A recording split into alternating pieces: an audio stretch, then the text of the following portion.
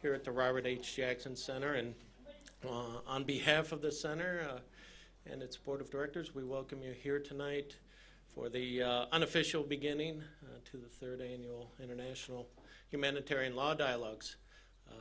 As I mentioned, this is the third time we've done this. We think it keeps getting bigger and better, and it's a wonderful time to gather with all of you, and we're happy that we can host this event at the Jackson Center and host you all here in Western New York, and hopefully it'll warm up a little bit. A little misstep. I think the unofficial beginning was probably a showing of The Reckoning this afternoon up at Chautauqua. Paco and Pamela, who I think are here with us tonight, were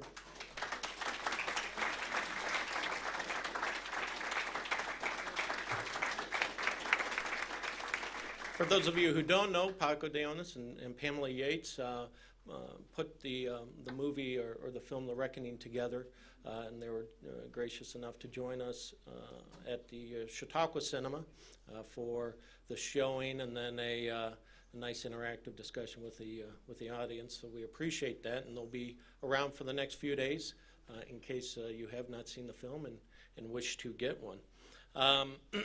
Again, this is a wonderful time.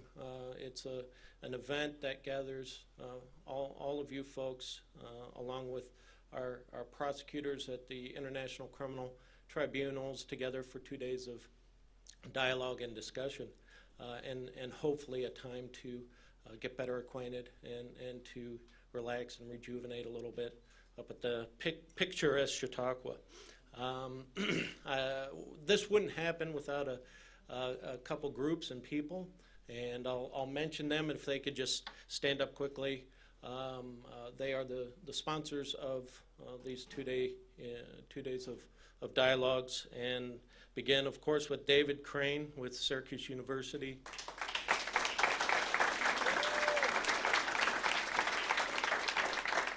We all know this would not happen without David, and we are grateful to him for all he's done. American Society of International Law, I know Lucy Reed is here.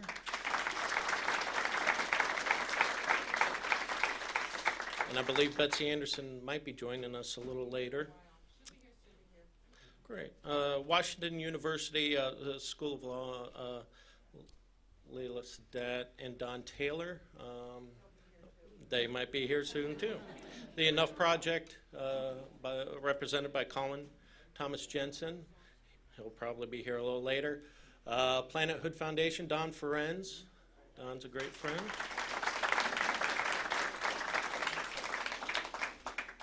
The Frederick K. Cox International Law Center, Case Western Reserve Law School, Michael Sharp. International Law Girls, Diane Marie Aman. Is she with us yet? Well, they're co-sponsor this year, as well as Chautauqua Institution, Tom Becker, who is not here tonight, but hopefully will be joining us tomorrow. And we have much to be appreciative for the institution. They open up a beautiful hotel, as well as some of their facilities for us to use. I'm going to run through a few of the speakers and guests, just so you know who's coming up over the next few days, and just raise your hand if I call your name, and if I miss somebody, just let me know. But these are the folks who are going to be educating us over the next few days, and who have graciously participated or agreed to participate in this year's dialogues. Kelly Askin, John Q. Barrett, Fatou Bensouda,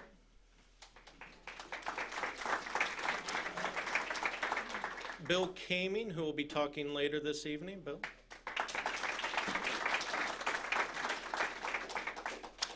Norman Farrell. Siri Frigard. Marilyn Kamen. Joseph Kamara.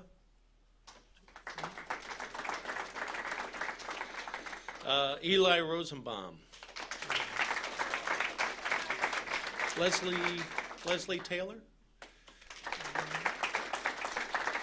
Alphonse Van. Alphonse. Patricia Wold. And a few notable guests, and I hope he's here. Tom Loftus, who is on our board of directors, and a grandson of Robert H. Jackson. Tom? Oh, he's walking in. Hey.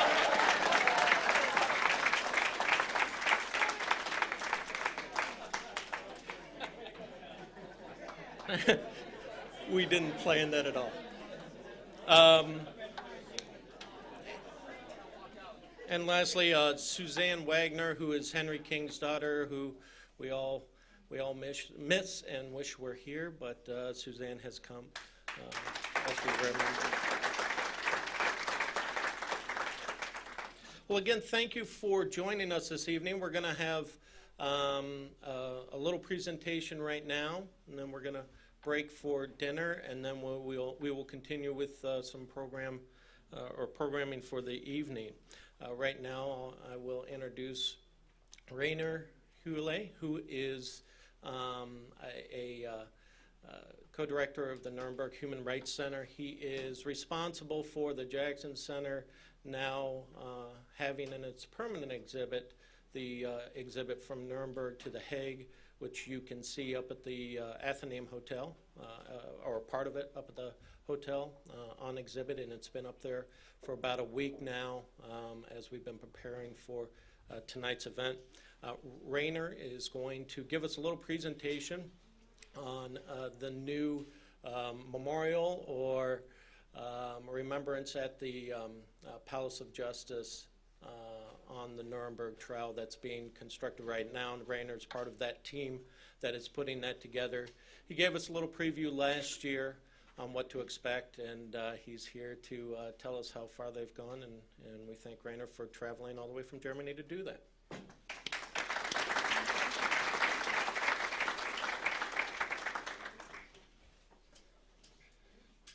Okay. Good evening, everybody. It's a real pleasure to be here this year too, after last year's first experience in Jamestown and Chautauqua. And I'll try to give you a very short preview of what we are doing for next year in Nuremberg, because after more than 60 years, there will be finally a permanent exhibit at the Palace of Justice in Nuremberg, because it seems that this Palace of Justice, or this room, this courtroom, has been the only museum in the world that has been made a museum without being one, because it's an actual courtroom, and every year there have been coming 30 to 40,000 visitors to see that courtroom, and they were normally quite disappointed because they couldn't get much information or look on.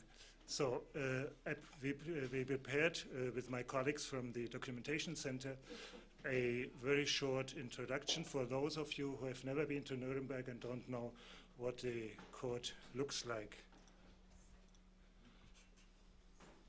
This is an aerial photograph of the actual site, and here is the famous courtroom. These windows are the ones where, which you know from historical photographs probably.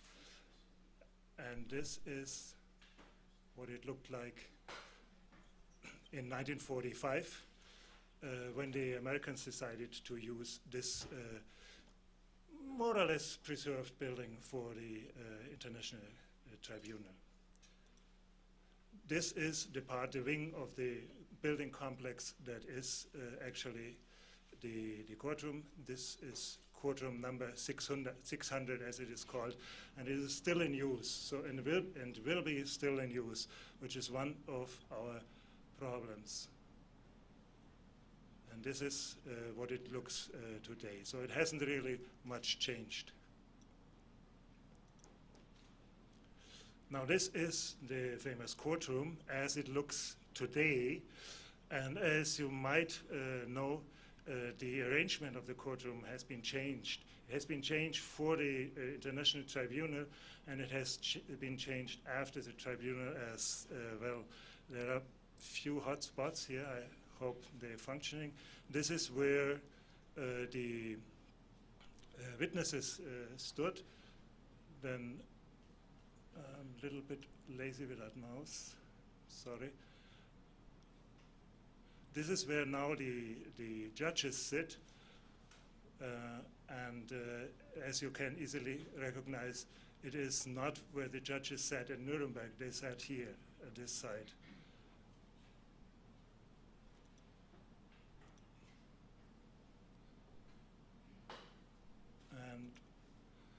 And this is where the witnesses stood at Nuremberg. Okay. We can have a round look on this room. These are the windows we have seen from outside. And this is where the judges sat, and it's now the prosecutor's side.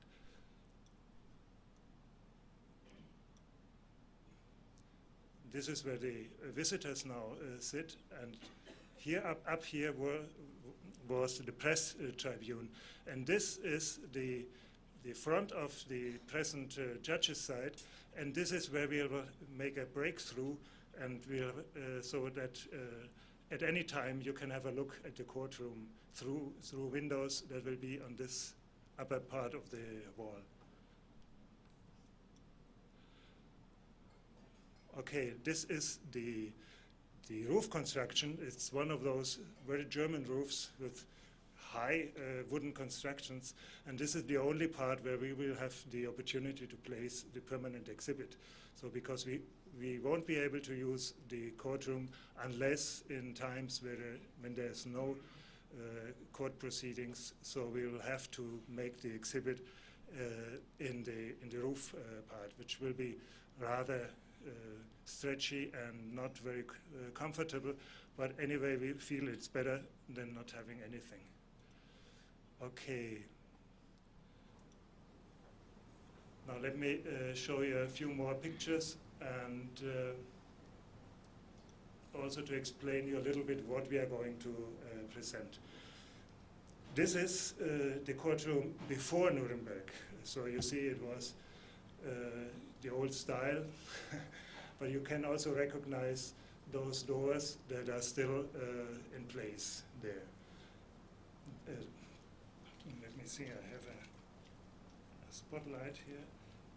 This is still the entrance to the courtroom, and this is the famous elevator door. So it existed already, as you see, ready let in the prisoners.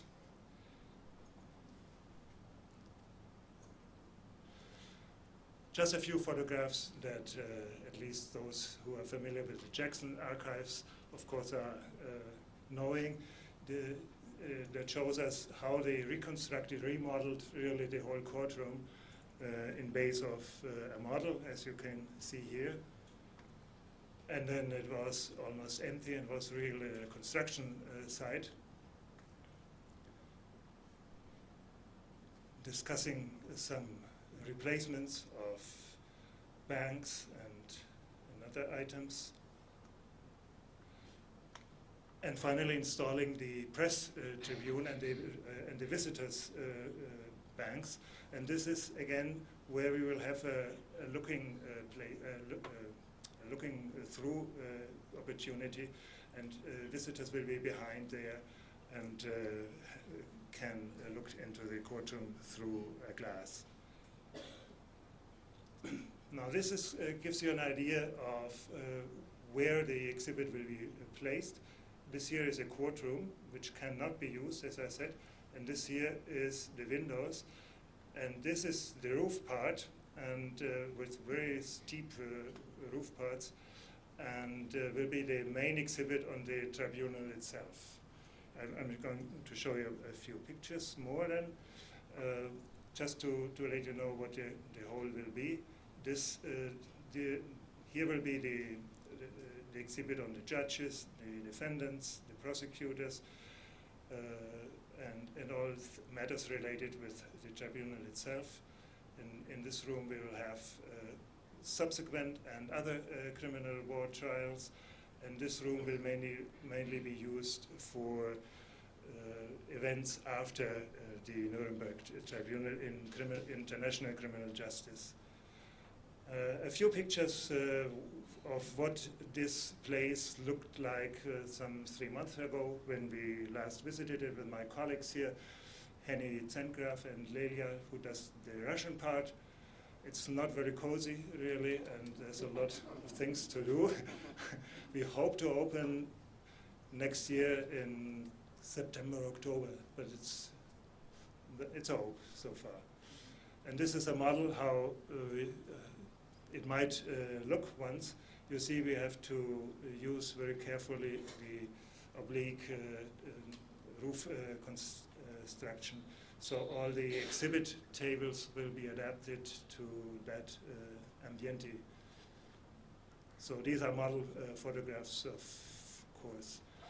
Now let's just have a very short introduction to the different parts. This is the main room, as I said before, the biggest. And this is what we are going to exhibit in this room. Some very short introduction to National Socialism and what it was. Some look at the lessons from World War I, the failed intents of making international criminal justice, of making criminal responsibility to criminal behavior. Then, of course, the IMT itself and the figure of Robert Jackson. Then a look at what was the building, why was it chosen, and how was it remodeled, what you saw before, the statute, then the participants, defendants, prosecutors, judges, and defense counsels. Also, some very, very important figures, the translators, the guards, and the psychologists that were active there. Then an overview over how the proceedings of the IMT were handled, the means of evidence, etc. Finally, the sentence, and not least of all, the public response in Germany and also in the world on the Nuremberg Tribunal. Then there's a second room, which is practically of no use. It's a transit room, and we go to the third one, and they will have a short look at the Tokyo Tribunal, which will certainly not be in the center, but can't be left out either. Then we chose, so far, might be a change, but I think it will be 4 of the, no, that's more than 4 of the subsequent Nuremberg trials who seem to be quite exemplary. The doctor's trial, judge's trial, the Einsatzgruppen trial, and some of the industrialist trials. There were several of them, as you know. And finally, there were other allied war criminals trials, like in Dachau, Bergen-Belsen. So they are also being presented in this third room. Then there's another short, smaller room where we deal with other national tribunals trying to do international criminal justice. There's for sure the Eichmann trial and the Auschwitz trial. There might be some 1 or 2 more. That depends on the space that's finally available. And we also find important not to forget about the national in Germany and international debate over the prescription of crimes against humanity in Germany. It was a huge debate during almost 20 years, and internationally we had conventions about it rather early. And finally, the last room is about, well, let's call it again from Nuremberg to The Hague, the not so glorious story of the continuance of international criminal law after Nuremberg. The promise given by Robert Jackson was not fulfilled for many, many years, that there would be a permanent international criminal court for crimes against humanity and genocide. So we touch the Nuremberg principles, the long-lasting work of the International Law Commission, the Genocide Convention, which, as you know, foresaw an international criminal court that was never set into practice. Then the ICTY and the ICTR, the hybrid courts, and we also try to present the long history of inaction in front of so many new massive crimes in all parts of the world. When we make a count of the victims of political violence, including wars, but also internal political violence since 1945 to the end to the century, it's about the same number as died in World War II. And the concern about it has not been equal to what happened in World War II. And finally, of course, the ICC will be presented, and we'll try to give an outlook of what's the perspective in the future, saying that this is not the end, of course. But for me, it's the end, so don't worry, I'm through.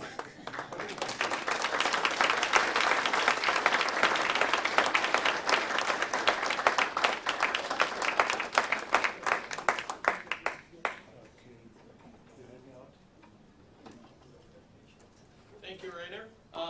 We are going to get started with dinner. The caterer will dismiss the tables, just so we have some orderly process to it. But once we are underway with that, we'll continue with the programming. So thank you all for being here, and enjoy the delicious food.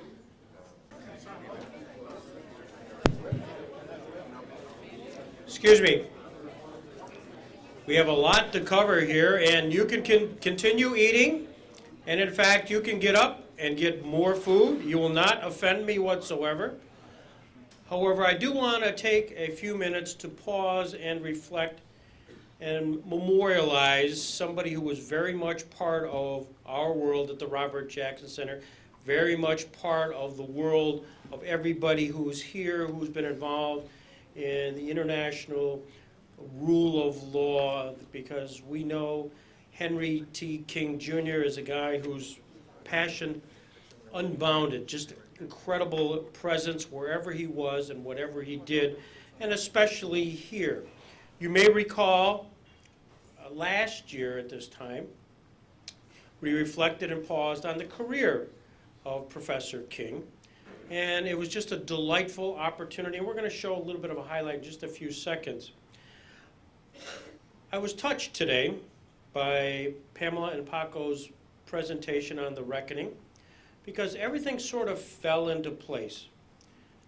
There was Fatou Bensouda, Christine Chung, Louise Marino Ocampo, who had been at the first conference where Henry was a part. We had Ben Ferencz, who was here last year and became part of a 3-person panel, a panel which consisted of Whitney Harris, Henry King, and Ben Ferencz, and they were the Nuremberg representatives as the NGO at the Rome conference in 1998, and it all kind of fell together as I'm watching this.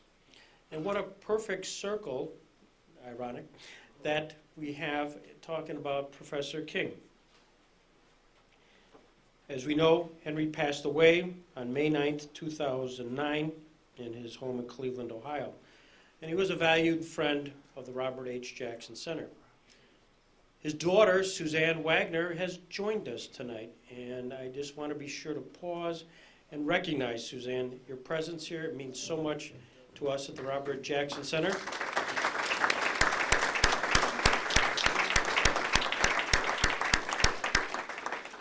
And her brother, David King, sent in a very long and extensive note, which I will share later on. For our very selfish purposes here at the Jackson Center, things that I reflect on, and I really haven't had a chance to do so, that really our first major event here at the Robert H. Jackson Center in 2001 was a grouping of Nuremberg prosecutors. And that consisted of Whitney Harris, Bernie Meltzer, and Henry King, together with James Conway. It was a magic moment. Got coverage from C-SPAN. It put us on the map immediately. The very next day, or very next year, Henry King was the first presenter at a Law Day presentation, which we webcast throughout the country. It was Henry King. Henry King became our first senior advisor here at the Robert Jackson Center. He was the first guy to have an extensive program on Nuremberg at Chautauqua Institution. Henry had a 3-day class with folks at the Elder Hostel, which ultimately resulted in a monograph, which we published, and a monograph which, I'll tell you in just a second. He was the first guy to ever do a presentation in Jackson's hometown of Warren, Pennsylvania. The very first Robert H. Jackson recognition of his birthday was Henry King. Henry was the go-to guy, and I'm sure all of you had a chance to see that in action. And it was just extremely special to us here at the Robert H. Jackson Center. I'm going to pause for a second. We have a minute or two presentation, so maybe we'll show that now, and then I'll draw closure.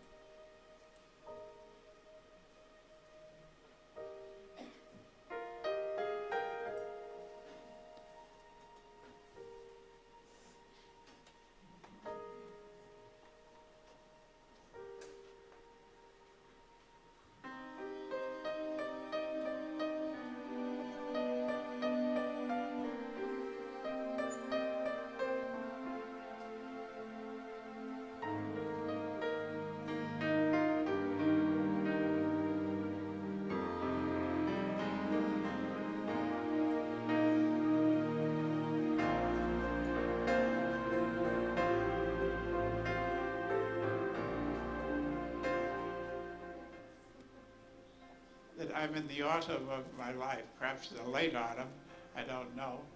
My philosophy is that you can either stumble ahead, 1 foot ahead of the other in life, or you can keep your eyes on the stars. You can dream dreams of a better world. You can tithe for humanity.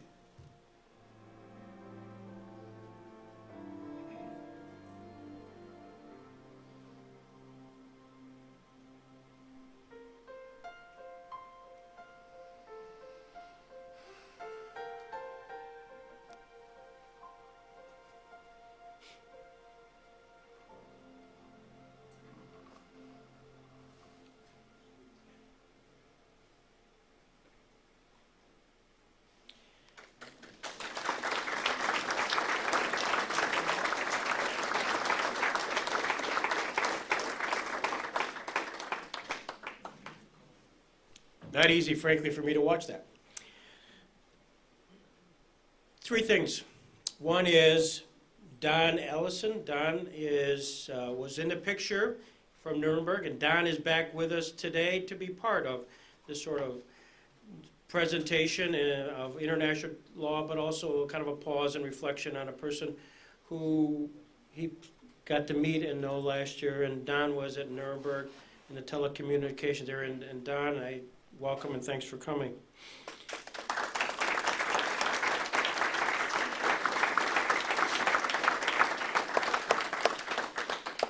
Also, and this is just extremely poignant, a very close, near, and dear friend to Henry King since his days at Nuremberg is Bill Kaming. Bill knew Henry, knew him very well. We'll speak about that in just a few minutes. Bill Kaming is a Nuremberg prosecutor. Bill Kaming has never been here. Bill Kaming wanted to be here tonight because he knew it. Part of this was going to be a pause and a reflection on Henry King.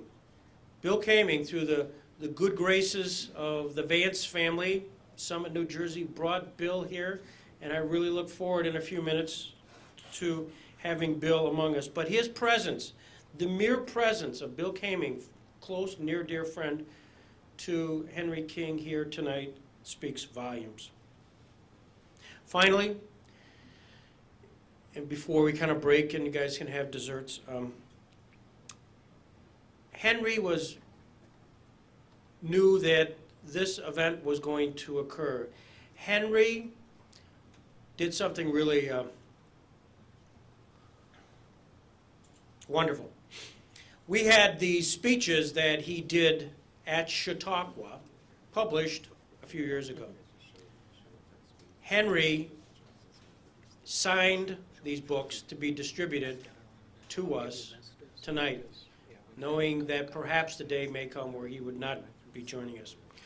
So in honor of and in memory of Henry King, as you leave tonight, there will be a book of his reflections on the Nuremberg trial and its memories of the Nuremberg trial and the legacy of the Nuremberg trial, which Henry had autographed specifically for distribution tonight.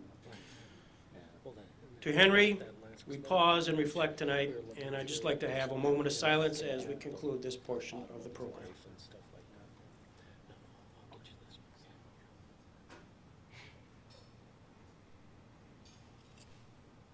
Thank you very much. We're going to pause for a few minutes and feel free to come up, get dessert before we bring Bill Kaming to the podium.